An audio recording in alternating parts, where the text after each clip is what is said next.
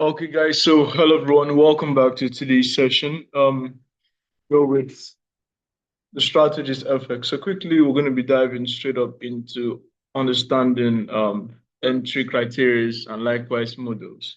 Now, quickly, one of the things I need you to understand while anticipating the market is quite a few or quite simple. Is that one of the things?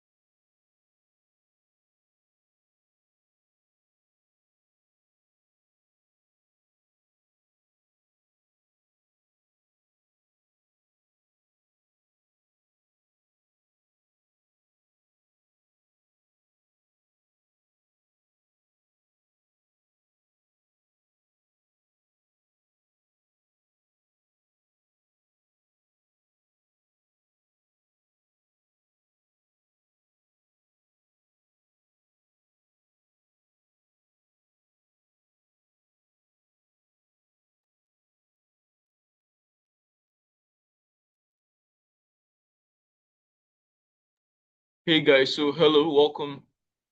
Hey guys, welcome to today's session. You're with Strategist FX.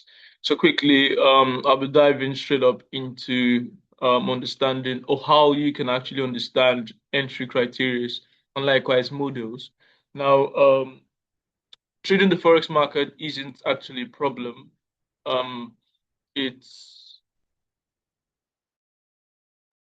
Hey guys, welcome to today's session. You're with the strategist. So quickly, we're going to be diving straight up into understanding models, and likewise entry criteria. Now, as a trader, after understanding structure, few of the things you will need to understand after structure, right? It's understanding what patterns you want to see the market display. Yeah. Now, no, as a trader, it is one thing you need to harness is the ability to identify patterns. And these patterns is what we've been able to look into, right, or break down into as models. So quickly, right, there are a few models we're going to be looking at. So first is what I call model one. So my model one of the things I want to quickly always anticipate is the fact that I see the market give us a thorough sweep to the downside here, give us that thorough sweep, then a quick break of the structure.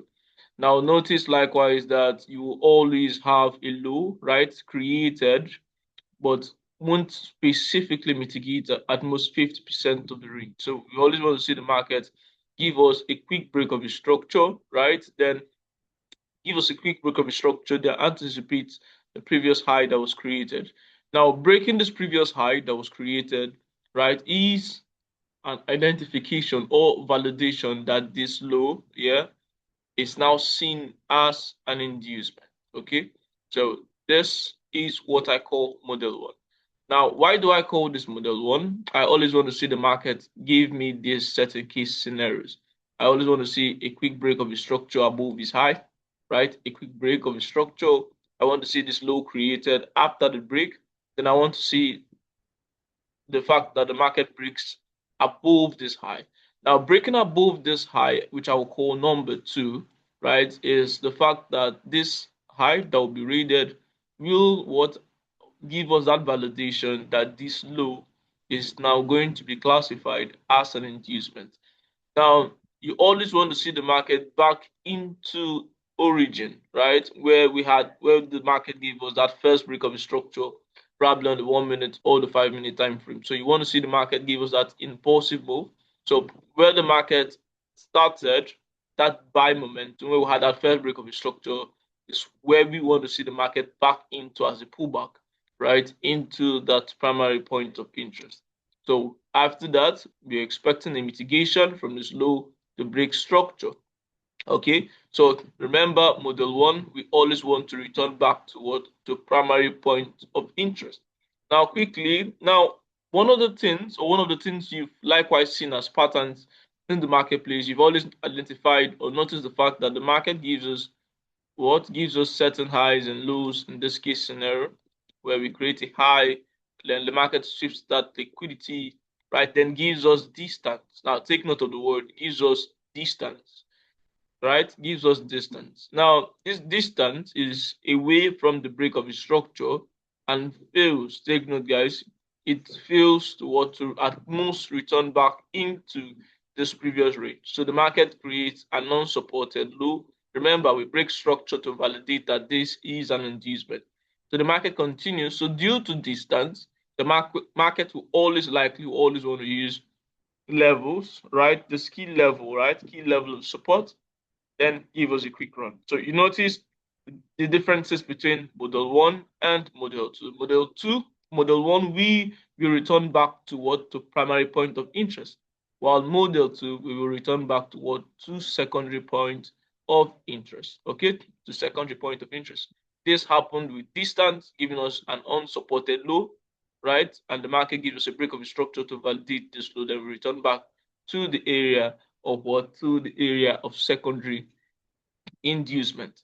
Now, the next model, which I always prefer, or one of the things I do see, is that in this third model, you always want to see that the market in itself, right, gives you that certain second case scenario. Now, this is what I mean, in the sense that the market gives us a high sweeps to slow, which is liquidity, right? Which is liquidity. What do we want to see? We want to see that the market breaks structure, right? Now, but before we break structure, oftentimes the market will create an internal structure, right? Giving us this low. Now, notice that this low forms before the break of the structure. So, there, hence, in a case scenario as this, I always want to see, or you always want to see the fact that liquidity is being swept off completely. Now, the market likewise comes back, right, into this range, right, sweeps this, then continues.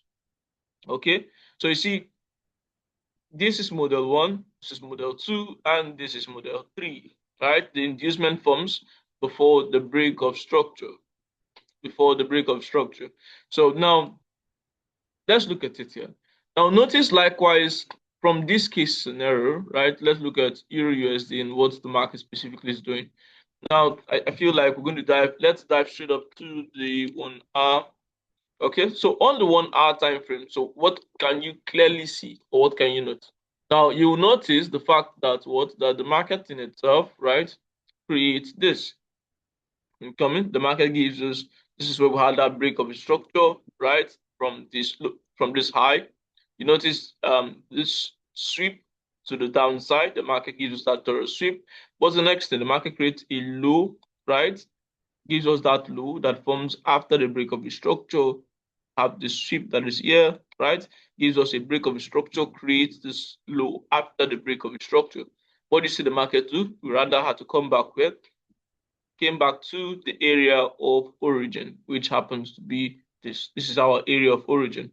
Now, a break of a structure occurs above this to classify this high, right, as an area that is not meant to be raided, right, which is not meant to be raided. Now, notice how well our model one played, yeah, right? Our model one played the market. So all I'll be seeking forward for is a continuation. So I just want to see the market. You can see the market repeats the same model. Model one creates the low after the break of the structure. We came back, then swept it completely, right?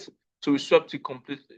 So now, in other words, what's this? This is my SC candle. Yeah. So notice how the market came into that mitigation, right? So now, what's the next thing we are seeking forward for to validate this model one? We want to actually see the market right above this, right? Okay.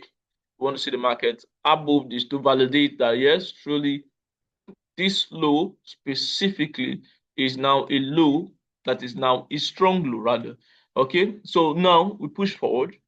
Now the only if the market in itself is expected to sell, the only low it is expected to read, right, to identify that we are still bearish is that the market will need to sweep this completely. We will need to want to sweep this particular low completely. So until then, before we can actually see that the trend or the market is still extremely bearish. But for the meantime, we're still expecting the market, right, continue upward for validation. So until the market breaks this to validate our true structure. So this is model one. Okay, that's model one. So now let's dive to other perspectives in price. Okay, let's dive on the perspectives in price. So oftentimes you always want to see the market in itself give us that those entry criteria, um, those models, right, in price, those models in price. Okay. So 2 minute time frame.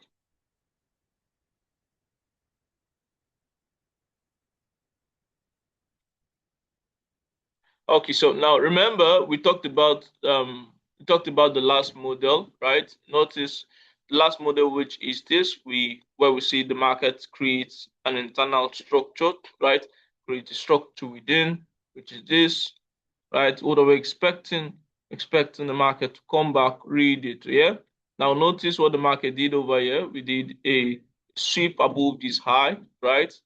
We did the sweep above that high. We give us market gave us this break of a structure, right? That break of a structure. But notice an internal was created, which is this, right? An internal which was created, which is this. Notice how well the market came back, yeah, swept it, then give us a break of a structure, right? Give us a quick break of a structure, then continued to the downside, yeah.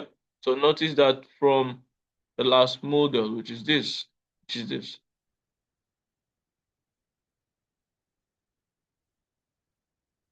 Okay, so quickly, that's the very last model. Okay, that's the very last model. So oftentimes, we always want to use either the primary inducement, use the levels of primary inducement, which is the first model, and more of the first model, and likewise the last model. Oftentimes, okay. So because that's what I actually always want to see. I always want to see the fact that the market creates such case scenario for me to want to continue, right, to downside or to the upside. Okay, so all these models will often play out, um always play out consistently. I repeat, consistently. I repeat, consistently. Okay, so notice this. Notice how well the market gave us this quick high above this, gave us this, right? Gave us a break of a structure. This Now this is where the market gave us that quite intentions, letting us know that we want to continue. So the market creates high after what can you see? Market came back for mitigation, right? Came back for mitigation. We couldn't return back into this area. Take note, guys. We couldn't return back into this POI. Rather, we had to use certain levels, which is second model, right? We used the second model around this perspective, the area of breaker. Then we continued right to the downside. You can see, right? Notice. So continued straight up into the downside. So I feel that's one of the things you need to always understand. Okay. So I wish you good luck and good trading.